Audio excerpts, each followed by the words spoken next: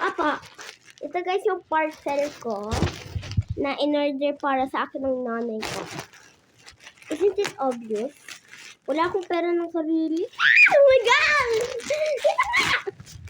Ito guys yung in-order kong pajama. So, tara buksan natin.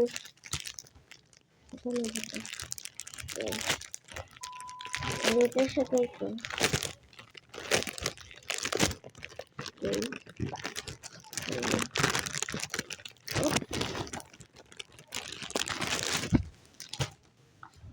Wow, ang ganda naman. Ito, ano daw to? Ginawa na tayong basuran. Ay, ito siya guys. Ito siya, tsaka ito rin yung likod niya guys. So, ito yung likod niya. Ito siya. Ito yung likod niya. Tapos, ito yung pants niya guys. So, may pants siya dito. Oh. Yan oh. Ay, ang ganda naman siya guys. Wait lang guys. So, ito. Ulit guys. Sorry. 1, 2, 3. Up. Sana all. May pantulog. Sana all mayroon. Ayan siya guys, oh. So, affordable talaga siya guys. 1.4 lang siya. Ay, baka 2.4. Pero, mura lang talaga siya guys. Ito siya guys, oh. Ito. Ito yung, ano niya.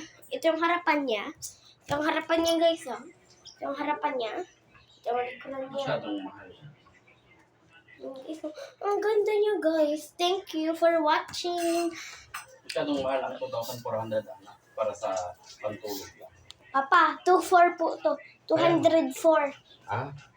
Mali. Mali ang pronounce. 2.4. Pag sinabi mong 2,400 ang ibig sabihin. At 24, ay, 204. 204 to guys, or 104.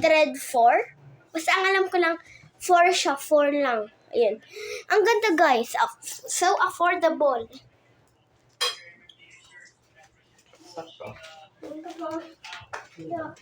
Galing. Look, Papa.